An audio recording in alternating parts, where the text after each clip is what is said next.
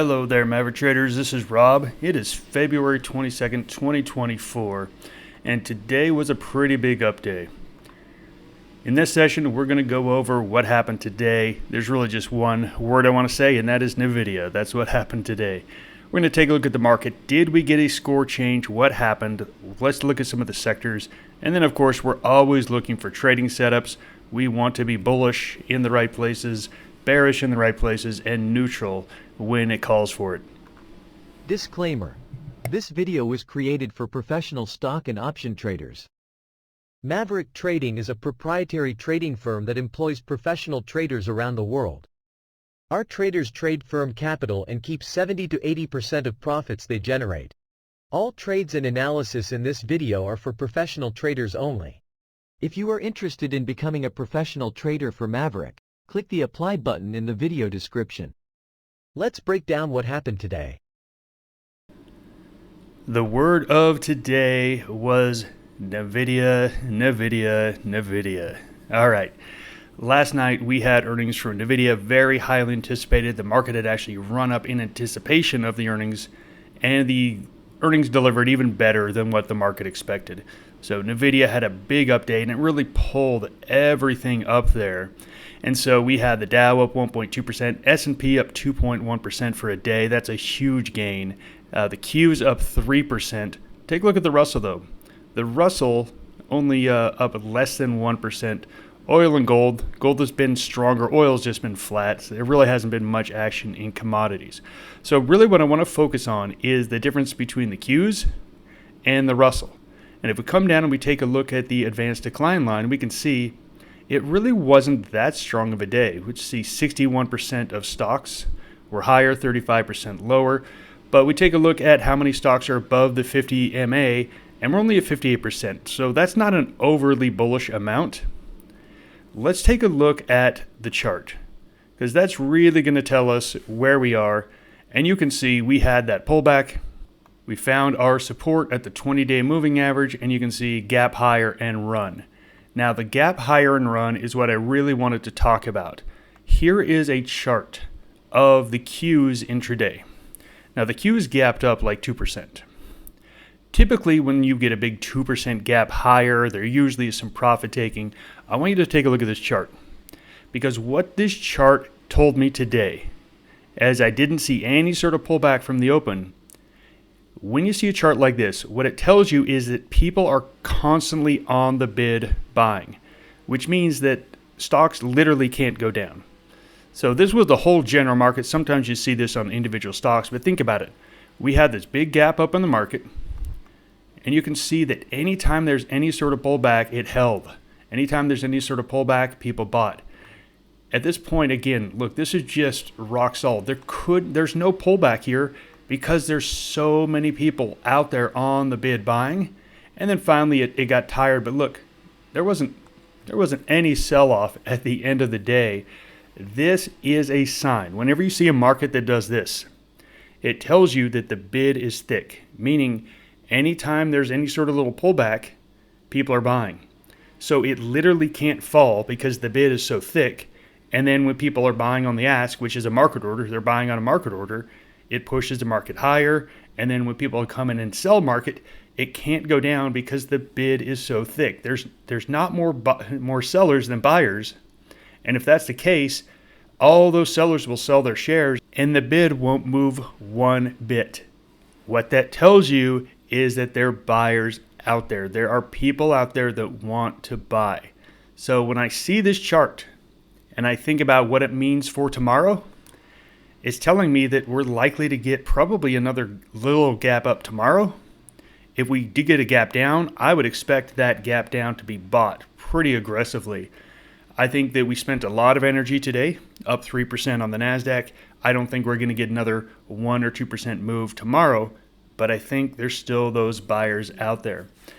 If you want to, pick a argument against this market, you could say it is a narrow market move. Okay, I will agree with that. Guess what? We had a very narrow market move in November and December and about half of January. And all of the bears were using that same argument, and all those bears got taken to the cleaners. Yes, you can use the same argument, but it's wrong. It's just flat out wrong. Yes, all of the big stocks. And again, in this heat map, the size of the company is the size of the block. So you can see all the big blocks were solidly green. All the little blocks, they're more mixed. And this is what we're talking about. This is why the Russell was only up, less than 1%. It underperformed dramatically. So big cap is being bought aggressively here, and small cap and mid cap is really kind of just in the middle of the road. This is really what we saw for a lot of 2022. The large cap stocks getting rewarded, everything else in a not so great market. We saw that in the run in November, December, how it started. Guess what? You can always find a reason to be bearish. There's always a reason to be bearish. But you have to trade the charts. And what do the charts tell us? The charts tell us we're at all-time highs. We're at all-time highs. We just broke out of a base. I mean, there's no question that we broke out of a high base. A high base breakout is a bullish event. You want to be aggressively bullish. We've been at a +3 for a very, very long time at Maverick. Let's take a look at some potential trades. Have you been trading in the markets for at least 2 years? Are you starting to see some decent progress? Is that progress so small because of your limited account size? Maverick Trading is a prop firm that provides capital to profitable traders. You trade a minimum $25,000 account and keep 70 to 80% of the profits. After 2 consecutive profitable months, you move to a $50,000 account. As you keep progressing, you will be able to trade 6- and 7-figure accounts. To learn more about trading for Maverick Trading, either click on the Apply card in the top left, click Apply at the end screen, or click the link in the description to watch our recruiting video that explains more about Maverick and prop trading. If you like what you see, apply for a position and meet with our recruiters. Are you our next trader? I found tons of potential long trades. Tons. And things have already run a lot, and I kind of discounted all the things that haven't run yet. But remember, when you're at all-time highs, you don't want to go after the underperformers. So it's very difficult in this situation because you have the things like the Nvidias that have gone up 20, 30, 40% in literally like 2 weeks. Those, yes, you can't chase. You don't want to get the things that have not run, because now you're buying underperformance, and if there is a pullback, those are going to get hurt even worse than the Nvidias of the world. So you really need to be selective on what you're buying, making sure you're not chasing too much, but making sure you're not buying a loser. So some of the things I like to look at is high bases. Here we have Fastenal, and Fastenal had a nice run from an earnings report back in January. And we ran up, and since that run, you can see that we've high based. So over the last month and a half, Fastenal has high based while the market's gone higher, and now you can see a very good breakout on some decent volume. This is telling you, okay, this stock was just basing it. It had a big run in January that it had to digest, and it digested it even though the rest of the market was going higher. Now we have this nice breakout, nice volume. So the big question is, how do you play it? I think the target of 75 is a reasonable target, and I think you've got to go out probably 2 to 3 weeks for that target. So you could take a look at a 70-75 bull call spread. You could do a more moderate trade, like a 70-73 diagonal call spread. But I think that's what you want to be here. Could you do long calls here? Sure. This is the kind of market environment where I do some long calls, where I want to get even more aggressive. But long calls and long puts are the hardest game to win, in my opinion, in the options world. So I only bring them out when the market is like really booming. When it's really booming, then selectively I'll say, okay, let me get some long calls and long puts here. For me, I'm going to be trading this as a spread. Instead of going through more sideways stuff, instead of going through more bullish stuff, because there's tons of it out there, you can go and take a look at the list I have. I'm going to focus on a sideways play. So this is Nike. Nike had a bad earnings report, and it's been in the penalty box a lot. And you can see we're just trading here between 100, and I'm going to draw the top line up here at 110. Now, obviously, with the market being more bullish than bearish, I do think this stock is more likely to drift higher than drift lower. So I think it's going to be, again, either going sideways or going higher. So I want to really focus maybe on this 107 or maybe even 108 as the target. So if you're looking at doing a 108, I think a 103, 108, 113 butterfly would make sense. The profit window is probably going to be right in this area. So you're going to need it to drift up a bit. So it's slightly targeted on the upside.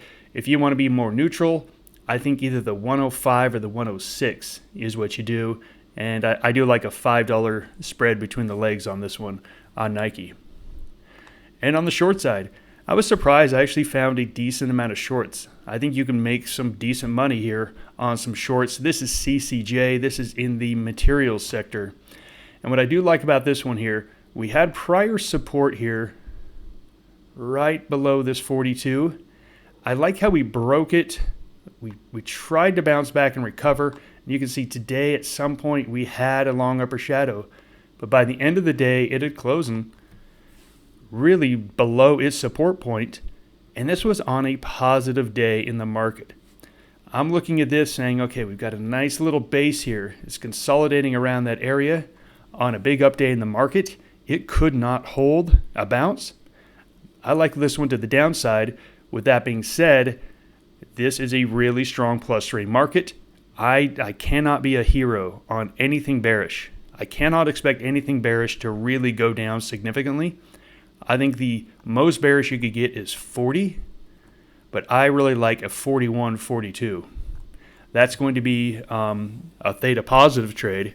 So basically you're just saying, I think it's going to stay below this 41 area during the time of my trade.